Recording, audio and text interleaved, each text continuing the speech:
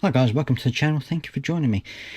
Right, so I'm kind of wondering whether Angela Rayner really is trying to push for more power within the Labour Party. Now, we know that she's Deputy Prime Minister.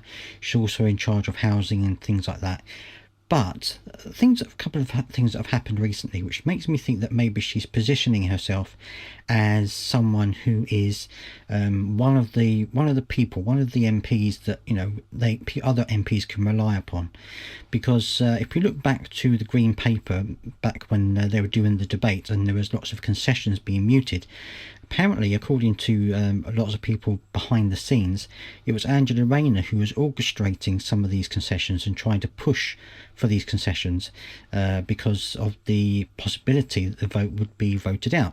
Now, of course, you could say that she had vested interest in getting this disability bill through, but the fact that she was instrumental in orchestrating some of these concessions suggests that maybe she wanted to be seen as someone who they could listen to, someone who could perhaps go onto the side of reason, someone who could go up to Keir Starmer and have a quick word in his ear, try and change his mind.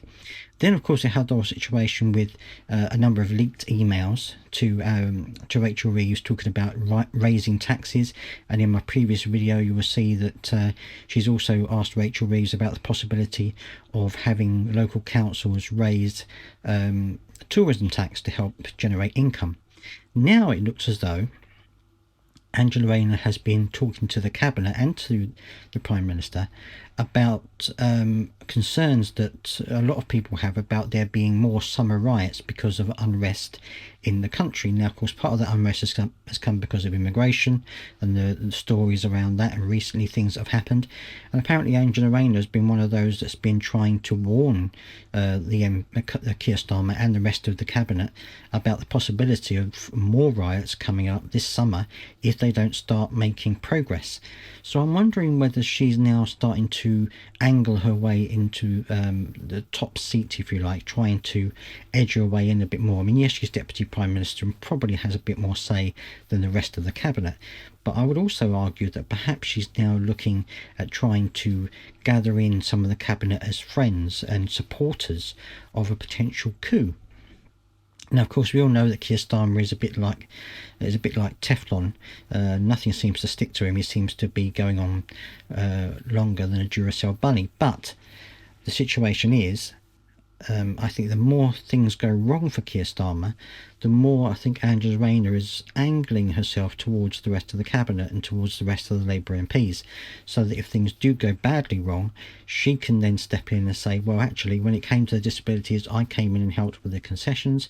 When it came to taxes, I was trying to help boost the economy. When it came to the riots, I was the one who tried to be the voice of reason.